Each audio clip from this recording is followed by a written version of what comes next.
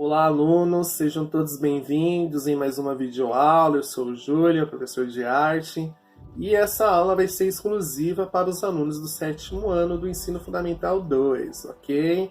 Bom, gente, estamos trabalhando a temática Idade Média, né?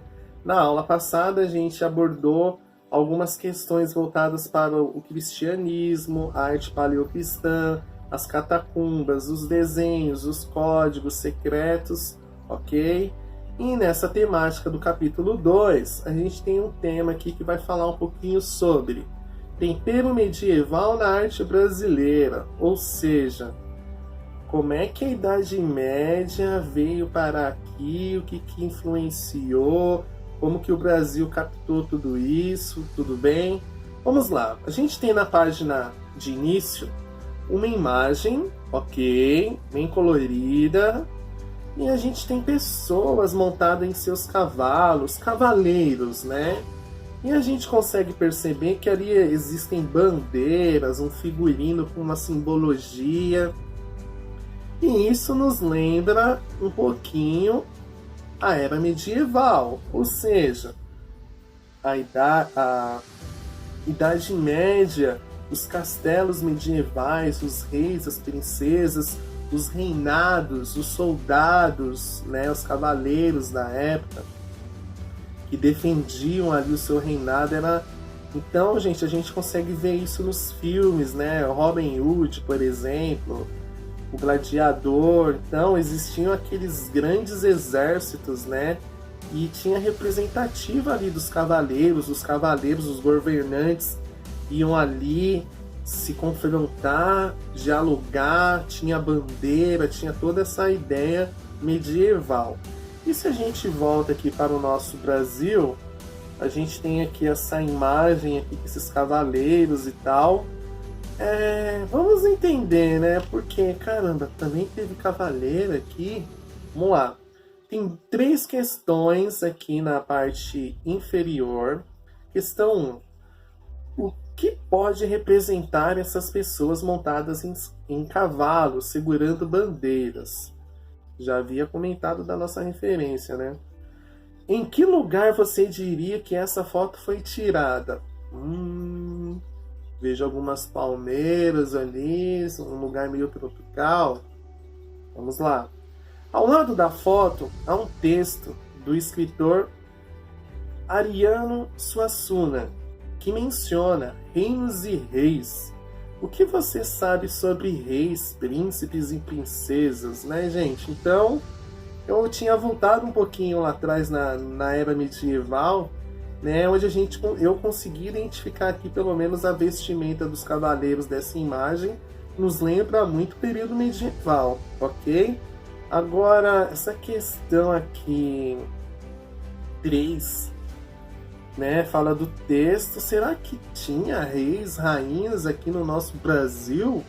Sendo que foi colonizado em 1500, já tinha passado a era da Idade Média, né? Então vamos entender mais sobre tudo isso, tá, gente?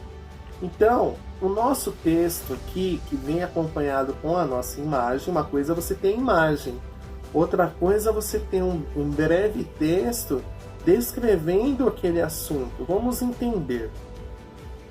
As fazendas sertanejas são reinos. Os fazendeiros são reis, condes ou barões. E as histórias são cheias de princesas, cavaleiros, filhas de fazendeiros e cangaceiros. Tudo misturado. Ou seja, gente, o nosso artista, o Ariano, ele nos trouxe aqui uma forma da gente enxergar a Idade Média no nosso contexto.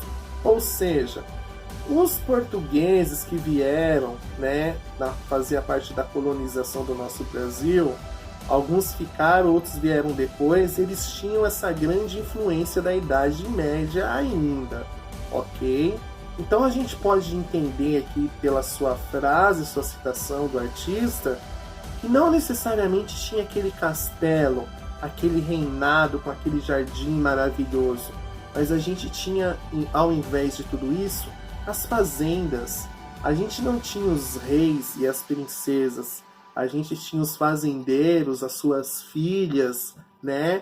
Então, a presença da Idade Média para o nosso país, ela se deu a partir dessa releitura da obra do nosso artista. Tudo bem, gente? Vamos prosseguir.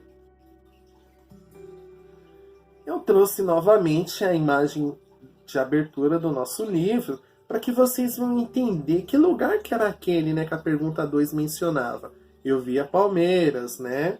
Vamos lá. Eu tirei esse resumo da BBC News do Brasil. Achei interessante a forma na qual eles colocaram ali o contexto, que fala um pouquinho assim. Numa terra agreste do sertão de Pernambuco, no século XIX, 2 rochedos de mais de 30 metros escondiam um rei encantado, Dom Sebastião, que estava prestes a ressurgir para trazer paz e prosperidade para o seu povo. Continuando.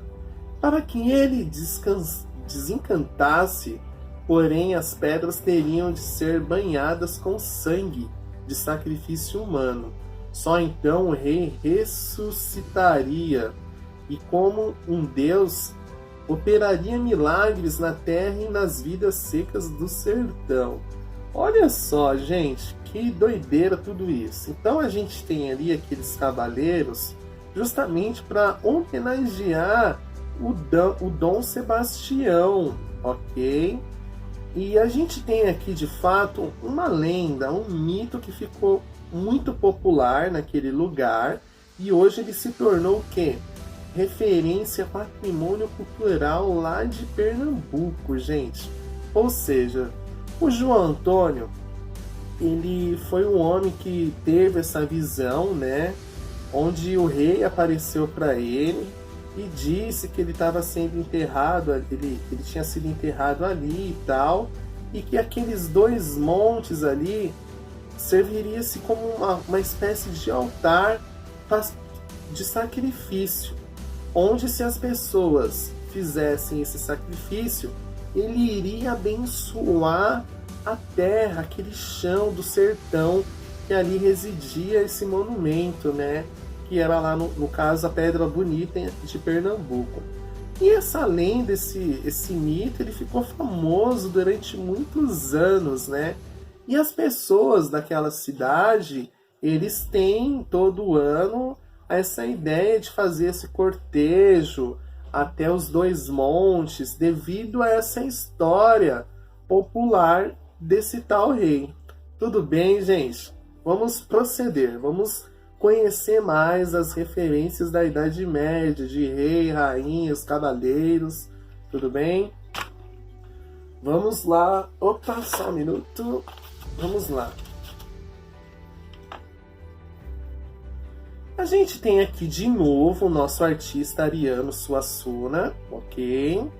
Onde ele traz aqui nessa imagem referências rupestres de desenho que inspirou ele a fazer os seus trabalhos artísticos, ok?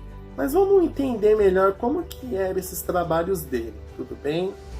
Casamento entre texto e ilustração.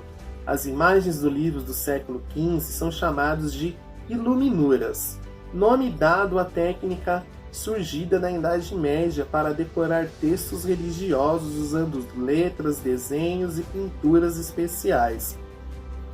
Inicialmente, esses trabalhos eram feitos à mão por monges que viviam em mosteiros, com enormes bibliotecas. Gente, essa palavra iluminuras, ela é uma palavra grega que traz justamente esse contexto de que os monges antigamente, na era medieval, eles criavam documentos, textos para os reis, só que tinha que ser de uma forma artística, né? Muito bem elaborada. E eu vou trazer aqui alguns trechos do que seria a iluminura, tá bom? Iluminura é um tipo de pintura decorativa aplicada às letras capitulares, que são aquelas letras grandes que iniciam o capítulo, dos codices e pergaminhos medievais. O termo se aplica igualmente ao conjunto de elementos decorativos e representações imagéticas, o imaginário, executadas no manuscrito produzidos, principalmente nos conventos e abadias da Idade Média. Ou seja, gente, então é justamente a metodologia que era usada nos documentos dos reis, né, dos condes, e era uma forma artística aqui muito forte. A gente consegue ver também níveis de detalhes e matérias-primas utilizadas na criação dos desenhos: ouro, prata, pigmentos, folhados, né? Então, não era só um desenho, era um mega documento importantíssimo naquela época e tinha toda uma questão de luxo, né? De glamour aqui, vamos se dizer, no desenvolvimento de tudo isso, tá bom? Iluminura, então, era textos criados na Idade Média, né? E textos artisticamente bem criados. Vamos proceder. O nosso artista aqui, o Ariano Suassuna, ele teve essa ideia de trabalhar a ideia das iluminuras medievais em seus trabalhos artísticos. O que ele começou a fazer? Ele começou a criar poesias, frases, escrituras diversas, e ele começou a trabalhar a ideia de desenho e escrita, desenho e escrita. Então, quando ele fosse fazer uma recitação, um poema, não era só a escrita. Ele queria trazer esse algo bonito que os medievais tinham criado naquela época da Idade Média em seus documentos, da iluminura, né? E aí ele começa a fazer os seus versos, os seus poemas, de uma forma bem diferente, de uma forma bem artística, justamente para remeter à ideia da Idade Média. Tudo bem, gente? A era medieval, tudo muito bonito, luxuoso. Vamos prosseguir. Deixa eu ver se eu falei tudo aqui. Bom, em suas iluminogravuras, gente, olhem só que legal. O que o artista Ariano ele fez? Ele pegou então a ideia de gravura e juntou com a ideia das iluminuras, ou seja, iluminogravuras, e começou a discorrer, a desenvolver essa técnica com letras inspiradas nos ferros que identificam cavalos, né? Então, assim, gente, muito legal a ideia desse artista brasileiro de buscar referências desde as pinturas rupestres, criar símbolos para identificar o seu trabalho, a sua escrita, a sua recitação, a sua poesia. E aí que entra a literatura, gente. Tudo bem? Vamos prosseguir. Bom, já falei. Tudo isso, com o passar do tempo, deu margem para o quê, gente? Para os cordéis. Olha só que muito louco tudo isso, né? O universo preso a um cordão. Outras referências nos trabalhos do artista Ariano foi a ideia dos livretos de cordel, tradição já difundida em Portugal e na Espanha no século XV, e que nos séculos seguintes iriam popularizar o Nordeste brasileiro, gente. Então essa ideia de cordel veio junto lá também com os portugueses, os imigrantes, né? E ele transformou toda aquela ideia lá medieval em algo cultural brasileiro, cultura popular brasileira. E ele estava inserido dentro daquele contexto de Pernambuco, Nordeste. Então ele começou a buscar o quê? As principais características e referências ali daquela região e transformar em cordel, em histórias ilustradas que passava ali uma mensagem de forma criativa. Tudo bem? Cordel. Poesia popular é história contada em versos. em estrofes a rimar, escrita em papel comum, feita para ler ou cantar, mas pode ser um desenho, uma foto, uma pintura, cujo tipo bem à mostra se resume à escritura. É uma bela tradição que exprime a nossa cultura. Olha que bonito, gente. Então, a ideia do cordel é justamente você não somente trazer um desenho que venha resumir o seu ponto, a sua mensagem, mas trazer isso de uma forma diferente, encantadora, sedutora. Lembra muito o rap, né? O estilo de música rap, que quer dizer ritmo e poesia. Então essa questão de rimar as últimas palavras que deu um formato diferente ali para os livrinhos de cordel, né, gente? E é muito gostoso a gente ver a arte, as referências que a arte brasileira teve e como que ela se transformou ao decorrer do tempo. Tudo bem, gente? Prosseguindo. Algumas imagens, isso aqui é estilogravura, tá, gente? É uma metodologia de você fazer um desenho em várias cópias, ok? A gente ia fazer esse bimestre, porém não vai dar tempo, justamente pelas complicações que a gente teve com essa pandemia. Mas eu tenho uma proposta de trabalho simples, mas eu acredito que é uma forma da gente ter essa aproximação com a arte de cordel. Tudo bem? Qual que é a minha ideia, gente? A ideia do trabalho é a seguinte. Vocês vão pensar em algo simples. Eu tenho aqui uma folha de sulfite. Eu dobrei ela ao meio, formato de livrinho. E o que eu vou querer que vocês façam? Vocês vão pensar em pode ser uma história pequena. E essa história tem que ter elementos de um cordel. Inclusive a parte das rimas, que é a mais sensata ali, a mais engraçada de todas. E o que vocês vão fazer? Vocês vão criar vocês vão criar a história primeiro. A partir da história criada ou do verso criado, vocês vão fazer uma representativa de um desenho. Esse desenho tem que ser preto e branco, ok? E dentro da página, pode ser aqui no cantinho, vocês vão contar a sua mensagem, a sua poesia, a sua história em forma de cordel. Tudo bem, gente? Essa é a proposta do trabalho, o último trabalho do bimestre, beleza? Eu trouxe aqui algo que eu achei engraçado e eu falei, vou colocar lá como proposta. Eu não quero que vocês venham copiar da internet. Gostaria muito que vocês pensassem uma temática, de preferência um assunto que envolva o nosso Brasil, a nossa cultura popular brasileira, e venha transformá-la em cordel. Tudo bem? Renato Russo fez história, deu ao rock poesia, cantou em versos e prosa, em ritmo de filosofia. Foi trovador, solitário, impulsionou a fantasia.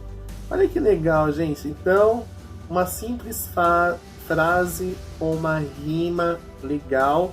E eu trouxe aqui não um desenho, eu quero só uma essência, gente. Eu quero algo bem simples, tudo bem? Então, no trabalho de vocês vão criar uma historinha, um poema e vão criar um desenho, tudo bem? Essa é a proposta do trabalho de vocês. Vocês vão guardar o trabalho. Eu vou ver se eu vou pedir foto pelo WhatsApp da escola para mim já colocar nota. Mas eu gostaria depois de ter o nosso varalzinho de cordel lá na escola como exposição. Tudo bem, gente? Essa foi a aula. Espero que vocês tenham curtido. A gente está encerrando completamente aí a nossa temática bimestral. E é isso, gente. Espero que vocês tenham gostado da aula de hoje. Agradeço.